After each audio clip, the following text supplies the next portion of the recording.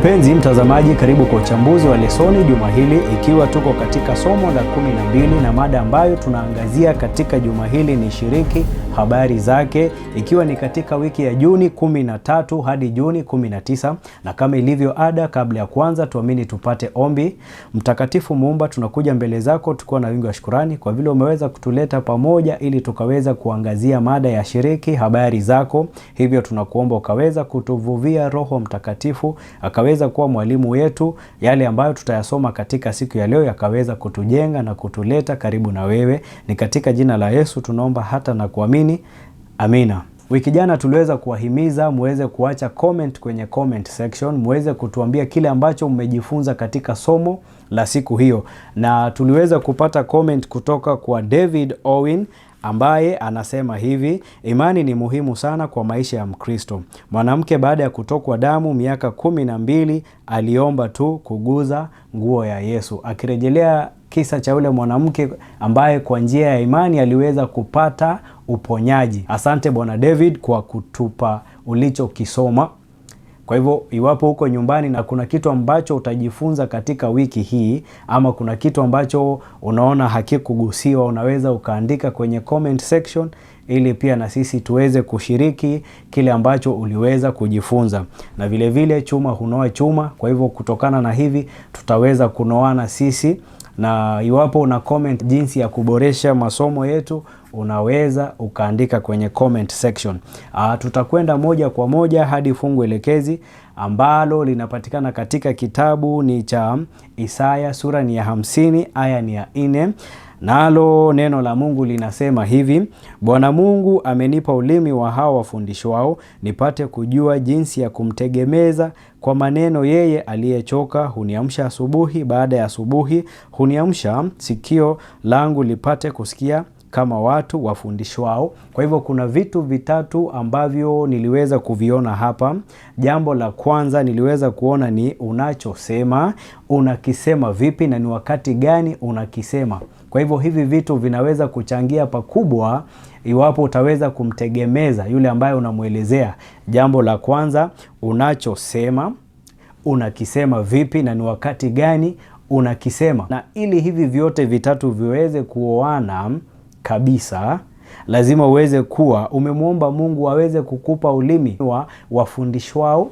Na Mungu anapokupatia ulimi huu, utajua kipi cha kukisema na ni wakati gani unakisema. Kwa hivyo utakuwa umevuviwa, yale ambayo utakuwa unasema yatakuwa yamevuviwa, na haya yatakuwa yanatokana na mtazamo wako, bali utakuwa yanatokana na mtazamo wa Biblia. Tutakwenda moja kwa moja hadi siku ni ya Jumapili yenye mada inayosema kutokana na wingi. Somo letu litakuwa limejengeka katika kitabu ni cha Mathayo, sura ni ya 28, aya ni ya 18 hadi 20. Ningependa tuweze kuanzia 16 ambayo inasema: na wale wanafunzi 11 wakaenda Galilaya mpaka mlima ule aliowaagiza Yesu. 17 nao walipomwona walimsujudia, lakini baadhi yao waliona shaka. Yesu akaja kwao akasema nao akawaambia, nimepewa mamlaka yote mbinguni na duniani. Basi enendeni mkawafanye mataifa yote kuwa wanafunzi, mkiwabatiza kwa jina la Baba na Mwana na Roho Mtakatifu, na kuwafundisha kuyashika yote niliyowaamuru ninyi. Na tazama, mimi nipo pamoja nanyi siku zote hata ukamilifu wa dahari. Kuna vitu ambavyo niliweza kujifunza mwenyewe hapa. Unaposoma 17 inasema, nao walipomwona walimsujudia, lakini baadhi yao waliona shaka. Kwa hivyo miongoni mwa wale wanafunzi wa Yesu, kuna wale ambao walikuwa wanaona shaka, lakini licha ya kuwa walikuwa wanaona shaka, Kristo anaweza kuwapatia nguvu, anaweza kuwapatia mamlaka ya kuweza kupeleka ama kuweza kushiriki habari zake. Unajua wakati mwingine unapokuwa unashaka, unashangaa mambo yatakuwa vipi, iwapo hautapata mtu ambaye atakupatia nguvu ya kufanya kile ambacho anakuagiza, itakuwa ni vigumu kupeleka habari hizi. Lakini Kristo mwenyewe anaweza kusema kwamba amewapa mamlaka na nguvu za kushiriki. Unajua, ingekuwa ni rahisi sana kusema kwamba waweze kuiondoa ile shaka kwanza ili waweze kushiriki. Lakini licha ya kuwa wako na shaka, Kristo anawatuma akijua kwamba iwapo watazitegemea nguvu zake wataweza kufua dafu. Kwa hivyo anawaambia, enendeni mkazishiriki habari zangu. Na anasema ako na wao. Kwa hivyo aliweza kuambia kwamba katika kazi hii ambayo ni utume wake, walichokuwa wanatakiwa kufanya ni kukubali wito na kushiriki habari hizi. Kwa hivyo na sisi pale nyumbani ama popote tulipo, Mungu ameweza kutupatia kazi ya kufanya, ya kuweza kushiriki habari zake. Kumbuka kwa lugha ya Kimombo anasema his biddings are his enablings. Anapokuambia fanya kitu, anakupatia uwezo wa kuweza kufanikisha kile ambacho anakuambia kufanya. Hakuambii uweze kutumia nguvu zako mwenyewe kufanikisha. Anakuambia uweze kumtegemea yeye ambaye atakupa nguvu na mamlaka ya kuweza kukifanya kile ambacho anakuagiza kufanya. Kwa hivyo la kufanya ni kuweza kumtumainia yeye ambaye amekupa wito huu, yeye ambaye amekupa utume huu wa kuweza kushiriki habari zake. Sote tunapaswa kutangaza injili ya milele na jumbe za malaika watatu, ambayo ni utume wa kanisa la Kiadventista. Unaposoma katika kitabu ni cha Ufunuo sura ni ya 14 aya ni ya 6 hadi 12, ili kuutayarisha ulimwengu wetu kwa ajili ya kurudi kwa Yesu upesi. Unaposoma katika kitabu ni cha Mathayo sura ni ya 24 aya ni ya 14, neno la Mungu linasema hivi: tena habari njema ya ufalme itahubiriwa katika ulimwengu wote kuwa ushuhuda kwa mataifa yote, hapo ndipo ule mwisho utakapokuja. Kwa hivyo tutakapokuwa tumeshiriki habari za injili ya Kristo, ndipo ule mwisho utakapokuja. Na vile vile unaposoma katika kitabu ni cha Ufunuo sura ni ya 18, tunaona kwamba utukufu wa Bwana utaweza kuangaza pale ambapo ujumbe wa malaika utakapokuwa unapelekwa. 18:1 inasema, baada ya hayo naliona malaika mwingine akishuka kutoka mbinguni, mwenye mamlaka kuu, na nchi ikaangazwa kwa utukufu wake. Kwa hivyo jumbe hizi zitaweza kuangaza utukufu. Baada ya kuwa habari hizi zimehubiriwa, mwisho wake utakuwa umekuja. Swali linakuja, je, hapo nyumbani unazishiriki habari hizi za ujio wa Yesu Kristo? Je, unashiriki habari za ujumbe wa malaika watatu? Ama upo pale unangoja ukisema kwamba mapasta ndio ambao wanafaa kushiriki, wewe hauna mchango wowote? Kumbuka ujumbe huu umeambiwa, enendeni nyote mkapeleke ujumbe huu. Yeyote ambaye amepokea maisha mapya katika Kristo anaitwa kushuhudia. Kwa hivyo pale nyumbani, iwapo umepokea maisha mapya, agizo lipo, enendeni kote kapeleke ujumbe huu kote kote. Ingawa wanafunzi katika kanisa la kwanza hawakuwa na elimu au ufasaha wa usemi, bado tunaweza kujifunza kutoka kwao. Unaposoma katika kitabu ni cha Matendo ya Mitume 1:8, neno la Mungu linasema, lakini mtapokea nguvu akiisha kuwajilia juu yenu Roho Mtakatifu, nanyi mtakuwa mashahidi wangu katika Yerusalemu na katika Uyahudi wote na Samaria na hata mwisho wa nchi. Kwa hivyo walichokuwa wanapaswa kusubiri ni Roho Mtakatifu ambaye angewapa nguvu. Kwa hivyo na sisi tunachostahili kuomba ni Roho Mtakatifu ambaye atatupa nguvu kuweza kushiriki habari za Yesu Kristo. Tutakapokuwa tukipeleka habari hizi, hatutakwenda kwa hekima yetu, tutakuwa tunaongozwa na Roho Mtakatifu. Kwa hivyo yale ambayo tunasema yatakuwa yamevuviwa. Unaposoma vile vile katika kitabu ni cha Matendo ya Mitume 4:13, neno la Mungu linasema hivi. 13 inasema, basi walipoona ujasiri wa Petro na Yohana na kuwajua ya kuwa ni watu wasio na elimu, wasio na maarifa, wakastaajabu, wakawatambua ya kwamba walikuwa pamoja na Yesu. Kwa hivyo vipi tuweze kutambulika kwamba tumekuwa pamoja na Yesu? Watu wataangalia ujasiri wetu, wataangalia matendo yetu na kujua kwa kweli tumekuwa na Yesu Kristo.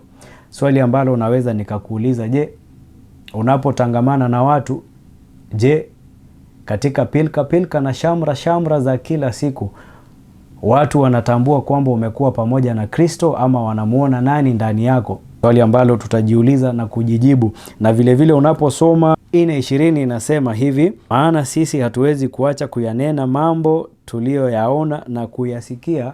Utakapokuwa umeshiriki habari hizi, utakapokuwa umekuwa pamoja na Kristo, utakapokuwa umepokea Roho Mtakatifu, utakuwa na kauli kama hii ambayo inasema, maana sisi hatuwezi kuacha kuyanena mambo tuliyoyaona na kuyasikia.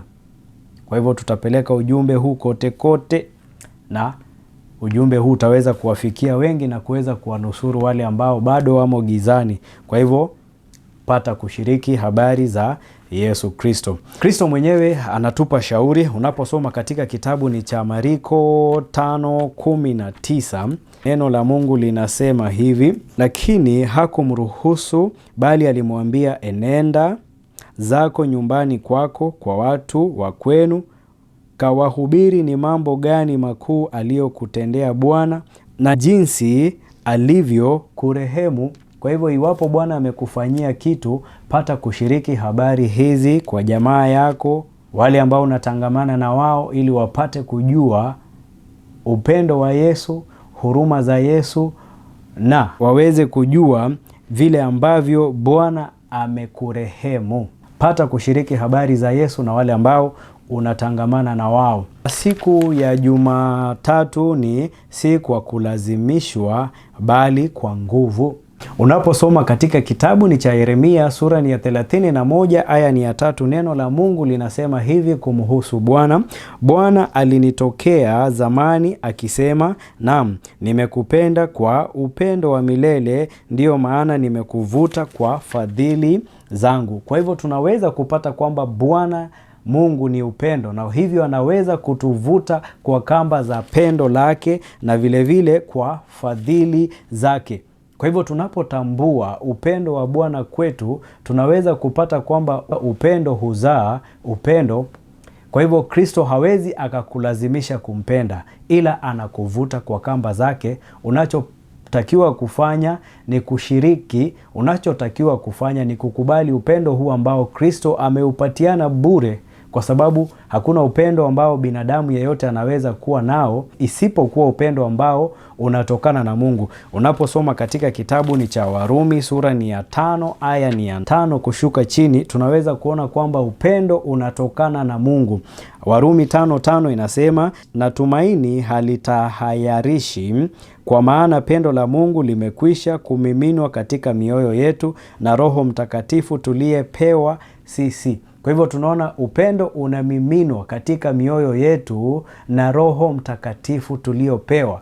Kwa hivyo pasipo uwepo wa Roho Mtakatifu ambaye anatufunza kupenda, hatuwezi tukapenda. Shetani yeye ndiye anayelazimisha watu kumkubali, lakini Kristo tunaambiwa kwamba anabisha, na anakuambia, ninabisha, iwapo utanifungulia nitapata kuingia ili niweze kushiriki pamoja na wewe. Ilikuwa ni upendo na huruma ya Yesu kwa wanadamu ambayo iliendesha kazi yake. Vivyo hivyo upendo wa Mungu ndani yetu unapaswa kutulazimisha kuhisi mzigo wa kuziongoza nafsi kwake na kwa kweli yake. Kwa hivyo upendo huu unaweza kutufanya tuweze kuwa na shauku ya kutaka kuwafikia wengi, kwa sababu hatutataka wale ambao Kristo amewanunua kwa damu yake waweze kupata kupotea. Tutaweza kuwa na shauku ya kutaka kuwaleta wengi kwa Kristo ili waweze kufikia toba vile vile, ili waweze kuonja upendo huu ambao sisi tumeuonja, na tumeweza kutambua upendo huu thamani yake jinsi ilivyo. Roho ya unabii inasema si sehemu ya utume wa Kristo kuwashurutisha wanadamu kumpokea. Ni Shetani na watu wanaoongozwa na roho yake ambao wanataka kulazimisha dhamiri. Hakuwezi kuwa na uthibitisho wa hakika kwamba tunamiliki roho ya Shetani kuliko ile tabia ya kutaka kuwaumiza na kuwaangamiza wale wasiothamini kazi yetu au wanaotenda kinyume na mawazo yetu. Kwa hivyo tunapopokea upendo wa Mungu, upendo ambao haujalazimishwa kwetu, tutakapokuwa tumeuona upendo huu wa Mungu ambao umetuvuta kwake, vile vile tutataka pia kuwafikia wengine na si kwa kuwalazimisha, kwa kuweza kushiriki ushuhuda kwa kile ambacho Kristo ameweza kutufanyia, ili vile vile wale waweze kuona na waweze kuwa na uchaguzi wa kufanya. Kumbuka Mungu mwenyewe anasema kwamba njia ni mbili, chagua njia ya uzima uweze kunusuru nafsi yako. Lakini iwapo utachagua njia ya mauti, basi utakuwa umejiangamiza mwenyewe. Kristo aliweza kumuumba mwanadamu na uhuru wa kuchagua. Hataki ya kulazimisha kuchagua. Kumbuka wiki jana tulisema kwamba shetani analeta kitu ambayo inaitwa accusation na kusema kwamba Mungu ni katili. Lakini tuliweza kusema kwamba Kristo aliweza kudhihirisha upendo kwa kutufia msalabani. Kwa hivyo madai ambayo shetani anayaleta ama udhihirisho ambao Kristo anadhihirisha msalabani, ni kipi ambacho kinakuvutia wewe pale nyumbani? Ni lazima tujiruhusu kuwa mfereji wa utumishi wa Mungu. Tunaishi katika ulimwengu unaochukia ukweli, lakini uhalisi huo haupaswi kutuzuia kuushiriki kwa njia ya busara na upendo. Kumbuka kwamba mara nyingi ni ushuhuda wetu binafsi ambao utakuwa na uzito zaidi, hasa katika hatua za awali za kushuhudia. Kwa hivyo unapopata ujumbe huu, pata kushiriki na wengine waweze kutambua upendo wa Kristo, na kutokana na upendo huu ukaweza kuwavuta ili wakaweza kumjua huyu Kristo. Tutakwenda moja kwa moja hadi siku ya Jumanne ambayo ina mada inayosema vidokezo vya kumshiriki Yesu. Kumbuka tuliweza kusema katika fungu elekezi kwamba kuna vitu vitatu vya kuzingatia: unachosema, unakisemaje, na ni wakati gani unakisema. Na tumeweza kusema kwamba hivi vinachochewa na mahusiano yako na Mungu. Iwapo mahusiano yako na Mungu yako sawa, utaweza kushiriki mambo haya kwa njia ya ufasaha, kwa sababu Roho Mtakatifu ndiye ambaye anakuongoza. Kuna vitu kadha wa kadha ambavyo mwandishi wa lesoni ameweza kuviorodhesha. Jambo la kwanza, mfahamu mtu na ujenge urafiki taratibu kwa muda. Uchangamfu wako, fadhili na kumjali kwako kwa dhati, kuwa wa kupendwa kutasaidia kumvuta kwa Mungu. Kwa lugha nyingine wanasema Christ methods alone. Yesu mwenyewe aliweza kushiriki na watu kwanza kwa kuwajali, kwa kukimu mahitaji yao na kuwashughulikia, na baada ya hii ndipo alipowaambia kwamba sasa nifuateni. Kwa hivyo na sisi inatupasa kuweza kufuata kile ambacho Kristo aliweza kukifanya ili tuweze kupata mafanikio katika kumshiriki huyu Yesu. Jambo la pili ni omba Roho Mtakatifu afanye kazi kwenye moyo wa mtu huyo. Kumbuka si nguvu zako zitaweza kumnusuru huyu ama zitaweza kumfanya aweze kumkubali Kristo. Ni Roho Mtakatifu ambaye anaweza kumfanya mtu kuweza kukubali habari hizi. Kwa hivyo omba Roho Mtakatifu. Tafuta njia za kiasili za kuzungumza kuhusu uzoefu wako kwa imani au kwa kumwombea. Muombe Mungu akupe ujasiri lakini pia na upole katika mbinu yako. Tafuta njia za asili za kuunganisha rafiki yako mpya na wengine kutoka kanisani kwako ili aweze kupata uzoefu wa kukumbatiwa na jumuiya ya kanisa lako, kikundi cha kijamii au cha watu wachache cha kujifunza Biblia ni hatua nzuri inayofuata. Omba kuhusu mahitaji au maswali hasa ambayo rafiki yako mpya anaweza kuwa nayo, na utafute nafasi ya kumwonyesha jinsi Biblia inavyotoa faraja, ushauri na mwongozo katika maisha yetu. Unaweza kumwelezea tu ahadi moja ya Biblia mwanzoni au kujibu swali moja ambalo litafungua mlango wa mazungumzo ya kina. Yaombee hayo pia. Jambo la sita, kutakuja wakati utataka kuuliza ikiwa rafiki yako angependa kuchukua hatua inayofuata, kujifunza Biblia na hatimaye ubatizo. Usikimbilie hatua hizi, lakini pia usicheleweshe. Omba kuhusu hili. Jambo la saba na la mwisho ambalo mwandishi ameliorodhesha ni matendo yetu yatadhihirisha sisi ni wa nani. Jinsi tunavyowatendea wengine katika maisha yetu kutazungumza mengi. Tabia zetu zinavyoundwa kwa mfano wake, tutaishi ili kuwavuta watu wote kwake. Kwa hivyo tuweze kuwa Biblia hai ambayo inasomeka na watu. Matendo yetu na jinsi ambavyo tunaenenda, je, wanapotuangalia wanamuona Kristo ndani yetu? Wanaweza kuvutiwa na upendo wa Kristo? Maswali ambayo utaweza kujiuliza, lakini la msingi ambalo nimeweza kuliona hapa ni kuweza kumuomba Roho Mtakatifu waweze kuwa pamoja na sisi kwa hatua hizi zote, ambaye ataweza kutuambia ni vipi jinsi ya kufanya hivi. Zaidi ya yote, kuna kile kitu ambacho wanaita practical godliness. Wanapaswa kuona practical godliness ndani yetu, kile ambacho tunakihubiri. Je, tuna nguvu ya kile ambacho tunahubiri? Ama sisi ni wale ambao wameandikwa katika kitabu ni cha Timotheo wa pili na Tumaini 3:5 ambayo inasema kwamba wanashiriki habari hizi lakini hawana nguvu ya utauwa. Timotheo wa pili 3:5 neno la Mungu linasema hivi, linasema wenye mfano wa utauwa lakini wakikana nguvu zake, hao nao ujiepushe nao. Kwa hivyo wana mfano wa utauwa lakini zile nguvu ambazo zinaambatana na utauwa hawanazo. Kwa hivyo je, sisi ni watu kama hawa ambao tunaonekana ndio ni wa Kristo, lakini watu wakitafuta matunda ndani ya sisi tunakuwa matunda hayaonekani, lakini utaangalia matawi yamestawi kabisa lakini matunda hayapo. Kwa hivyo tunachohimizwa kufanya ni kuwa na matunda ili watu waweze kujua huyu Yesu ambaye tunamwamini. Tutakwenda moja kwa moja hadi siku ni ya Jumatano yenye mada inayosema mtoto anayetangatanga. Je, iwapo una mtoto ambaye kidogo ametanga mbali na neno la Mungu, inakuwa vipi kuweza kumrudisha zizini? Mfano unapatianwa hapa ambaye ni Efraimu. Unaposoma katika kitabu ni cha Hosea sura ni ya 4 aya ni ya 17, tunaweza kupata kwamba Efraimu amejiungamanisha na sanamu mwache. 18 ikasema kileo chao kimegeuka kuwa uchungu, huzuni daima, wakuu wake hupenda aibu. 19 upepo umemfunikiza kwa mbawa zake, nao watatahayarika kwa sababu ya dhabihu zao. Kwa hivyo unapoangalia kile ambacho kinaelezewa katika 4:17 ni kwamba Efraimu amejiungamanisha na sanamu.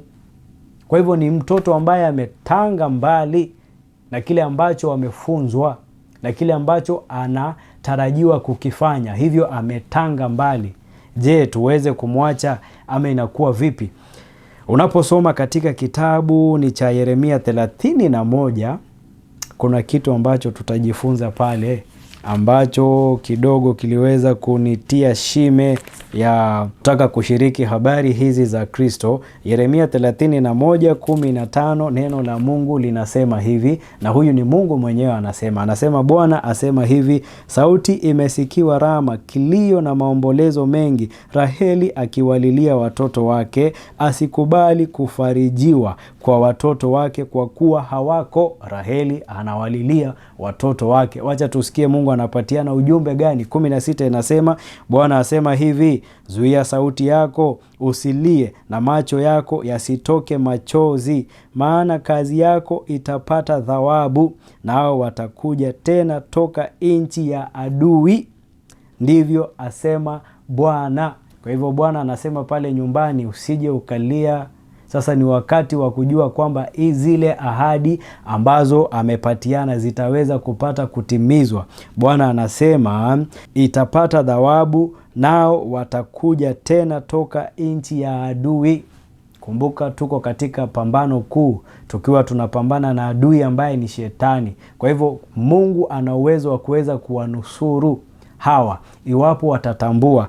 17 inasema tena liko tumaini kwa siku zako za mwisho, asema Bwana, na watoto wako watarejea hata mpaka wao wenyewe. Mbona warejee? Kwa sababu uliweza kupanda mbegu wakiwa wadogo, na sasa iwapo wametanga mbali wanaweza kukumbuka ile mbegu ambayo ulikuwa umepanda. Ni wakati wa kuchomoza. Kumbuka unaposoma katika kitabu ni cha Ayubu 14:7 inasema kuna matumaini, mti uliokatwa unaweza kuchipuka tena na kuzaa matunda.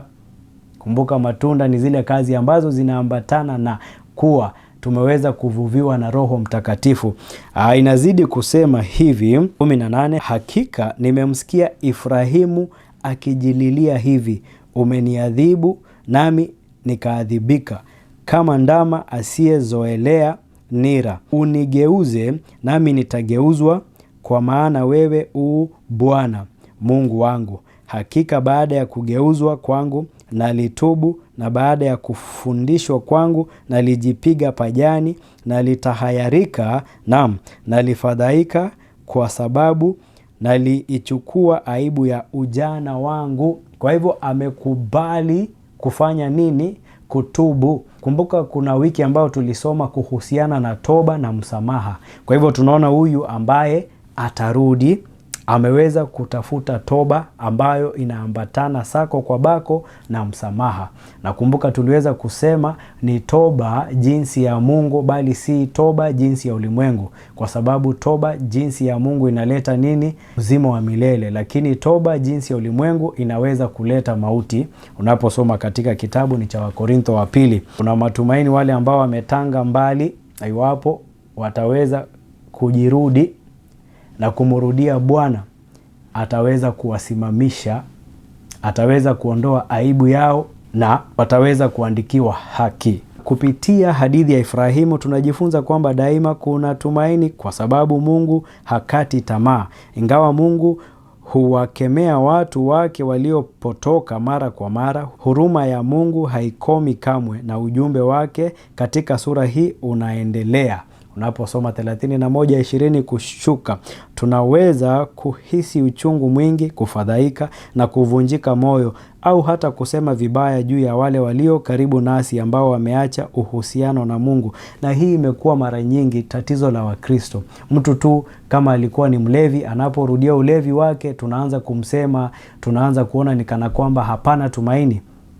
Kumbuka wewe mwenyewe Kristo aliweza kukufia ukiwa bado mdhambi, lakini sasa umemjua huyu Kristo. Wale wengine ambao kidogo wamerudi nyuma, sijui mbona wewe uone kana kwamba hawawezi wakanusurika. Unapotambua kwamba wewe pia ulikuwa mdhambi, Kristo amekunusuru. Hao ambao tunawahukumu si sisi ambao tuliwafia msalabani, ni Kristo ambaye aliwafia msalabani. Iwapo ataweza kuangalia Kalvari na kutambua kile ambacho Kristo alikifanya huko na kumkubali huyu Kristo ambaye aliweza kuzichukua dhambi za ulimwengu, dhambi zao zitaweza kuondolewa, kama vile ambavyo tulisoma katika kitabu ni cha Zekaria, Yoshua, pale ambapo anaweza kuvuliwa vazi na kuweza kuvalishwa ustahili wa haki ya Kristo. Kwa hivyo Kristo pekee ndiye ambaye anaweza kutuvalisha ustahili wa haki yake. Haki ya binadamu ni kama kitambaa ambacho kimetiwa unajisi, na binadamu hawezi akajisifia na haki yake. Kwa hivyo hawa ambao wamepotea tuweze kuwapatia nafasi, tusije tukawatenga, kwa sababu tulipotanga mbali Kristo hakututenga, alituvuta kwa kamba za pendo lake. Na sisi hawa ambao wanatanga mbali ni muda mwafaka wa kuweza kuwafikia karibu, ili tuweze kushiriki pamoja na wao. Lakini kumbuka, hatuwezi tukapatiana kile ambacho hatuna. Iwapo upendo wa Mungu hujasimikwa katika moyo wako, hauwezi kujua kupenda. Lazima tumkubali Kristo, kama vile ambavyo nilisoma katika kitabu ni cha Warumi 5:5, ambaye kupitia kwa Roho Mtakatifu ameweza kumimina upendo wake katika mioyo yetu. Tutawachukia wale ambao tunaona wamerudi nyuma, iwapo upendo wa Mungu hauko ndani yetu. Tutakwenda moja kwa moja hadi siku ya Alhamisi ambao ni warudishe. Hawa ambao wamepotea inakuwa vipi? Tuwawache pale ama tuwatafute waweze kurudi zizini? Sote tumekuwa na nyakati za udhaifu au za kuyumbayumba katika kutembea kwetu na Mungu, mabonde ambapo mioyo yetu imekosa kuwa miaminifu, au ambapo tumekuwa vuguvugu kwa muda mrefu sana. Ni nini kilikurudisha katika uhusiano wa kudumu naye? Ni swali ambalo linaulizwa. Nikawa nimesikitika kidogo. Ndugu yangu pale nyumbani ikawa ameniambia kwamba kidogo baba alikuwa na yumba ama amekuwa akiyumba katika kujihusisha na ulevi. Ikawa kuna church board, yeye kwa sababu yuko kanisani na yuko ulevini akaamua kwenda church board. Alipofika church board akaambiwa hawezi ukashiriki church board. Hakuwa na ubaya, akasema sawa, ninaelewa hali yangu sasa, mimi ni Mkristo ambaye nina struggle, kwa hivyo naweza kuomba muweze kuniombea, na kwa sababu sitashiriki hapa, ninaomba kwamba mtakapomaliza church board, ninaomba mchungaji aje aniombee kwa sababu ninahisi kana kwamba nimetanga mbali na ninahitaji uwepo wa Mungu maishani mwangu. Akatoka akaenda zake nyumbani akijua baada ya kuwa amemaliza church board mchungaji angekuja kumtafuta kama vile ambavyo alikuwa request waje kumtembelea, mchungaji aje kumuombea. Ikawa amekaa nyumbani akazidi kusoma Biblia yake akitumai kwamba mchungaji anakuja. Ikafika mida ya jioni mchungaji hakuja. Basi akauliza ndugu yangu ambaye yuko nyumbani, inakuwa vipi, ni kama meeting haijaisha ama nini? Akaambiwa meeting imeisha. Basi nikana kwamba hawakupita. Ikawa na maswali mengi ambayo anajiuliza, je, mbona hawakupita? Kwa sababu njia ya kutoka kanisani kuelekea barabarani wao hupita nyumbani, lakini ikawa wamepita pale, lakini pasta sijui kama ni muda hakuwa nao wakuja kumzungumzia baba. Ikawa ni kana kwamba ameona labda ni kana kwamba dhambi zangu pengine ni nzito, haziwezi zikasameheka ama vipi. Sijapata kuzungumza naye ili niweze kumuhimiza kwamba iwapo atatafuta toba ya kweli ataweza kupata msamaha. Kumbuka tuliweza kusoma katika kitabu ni cha Yohana wa kwanza, Yohana wa kwanza 1:9 ambayo ningependa kumsomea nitakapokuwa nazungumza na yeye, ambayo inasema, tukiziungama dhambi zetu yeye ni mwaminifu na wa haki hata atuondolee dhambi zetu na kutusafisha na udhalimu wote. Kwa hivyo ni kumuomba Kristo kuziungama dhambi zetu. Kristo ni mwaminifu na ataweza kutuondolea dhambi zetu, na si kutuondolea dhambi pekee, ataweza kutusafisha na udhalimu wote. Kwa hivyo hili ndilo himizo langu kwake yeye, na kwa yule ambaye kidogo anaona ni kana kwamba kanisa inawatenga kwa sababu labda wamerudi nyuma, labda backslide. Iwapo watarudi, iwapo watatambua hali zao na kuweza kumrudia Kristo, Kristo yuko tayari kuwapokea. Unajua kuna kile kisa ambacho ni cha mwana mpotevu ambaye alitanga mbali, na baada ya kuwa amejirudi na kujua ametanga mbali, kumbuka babake nyumbani yuamngoja aweze kurudi, na alipokuwa anarudi kwa umbali anamuona mwanawe anarudi, anaona yale makovu ya dhambi ambayo kidogo amepambana na dunia. Anakimbia na kumkumbatia mwanawe yule ambaye alikuwa amebaki nyumbani tuseme kanisani ama nyumbani. Anapoona kwamba huyu amerudi, yule sasa ndiye anakuwa ni kana kwamba amekwazika. Mbona huyu anarudi? Mbona andaliwe karamu? Kwa hivyo kuna Wakristo ambao pia sisi tuko kanisani, na pengine labda mtu ambaye alitanga mbali anapokuwa anarudi kanisani, bado tunahisi ni kana kwamba pengine hapaswi kuwa anarudi kanisani. Unajua pengine swali ambalo tunaweza kujiuliza, ambalo nilikuwa nimeuliza hapo nyumaye, Kristo ndiye ambaye ametufia tukiwa bado sisi ni wadhambi. Sijui mbona tusikie vibaya mtu anaporudi kanisani, na hata kama labda hajabadilika. Kumbuka kanisani Kristo mwenyewe anasema ni hospitalini, wale ambao wanaugua ndio wako pale, muache arudi pale. Sisi ambacho tunaweza kufanya ni kumpatia mazingira ambayo yatamfanya kuwa na shauku ya kutaka kusalia pale, lakini mara nyingi sisi tutakuwa ni kana kwamba tunataka kuwafukuza. Hivyo hili tunapaswa kuwa tuweze kuomba hekima ambayo inatoka kwa Mungu, ili tujue jinsi gani ambavyo tunawazungumzia watu, vipi tuwazungumzie na ni wakati gani. Tutakapokuwa tumeomba maarifa haya kutoka kwa Mungu, tutaweza kuwa na ushawishi mkubwa sana kushinda huu ambao tuko nao sasa. Kwa hivyo nipende kukuomba popote ulipo, pale nyumbani, popote ulipo, uweze kumuomba Mungu aweze kukujazia Roho Mtakatifu, aweze kuwa mwalimu wako, aweze kuwa kiongozi wako. Yale yote ambayo tunafanya yaweze kuwa informed decision based na vile ambavyo Roho Mtakatifu anatuongoza. ushuhuda wa maisha yako, matendo yako, maneno yako na maombi yako kwa ajili ya mwenzi wako au mtoto wako ambaye ameenda mbali na Mungu unaweza kubadilisha maisha yao na siku zao zijazo kwa kiasi kikubwa. Tutaweza kusoma katika kitabu ni cha Zekaria, sura ni ya 10 aya ni ya 6, nayo inasema, nami nitaitia nguvu nyumba ya Yuda, nami nitaiokoa nyumba ya Yusufu, nami nitawarudisha kwa maana na waonea rehema, nao watakuwa kana kwamba sikuwatupa, kwa maana mimi ni Bwana Mungu wao, nami nitawasikia. Kwa hivyo hii ni ahadi ambao Mungu ametupatia. Wale ambao wametanga mbali, Kristo yuko tayari kuwarejesha zizini. Kwa hivyo tuzidi kuombea wale wenzi wetu ambao wametanga mbali, ili Roho Mtakatifu azidi kuwazungumzia, ili waweze kutambua kwamba wametanga na waweze kurudi katika zizi la Bwana Yesu Kristo. Hakuna mvuto mwingine unaoweza kuizunguka nafsi ya mwanadamu wenye nguvu kama mvuto wa maisha yasiyo ya ubinafsi. Hoja yenye nguvu ya kuitetea Injili ni Mkristo mwenye upendo na anayependeka. Mkristo mwenye upendo na anayependeka.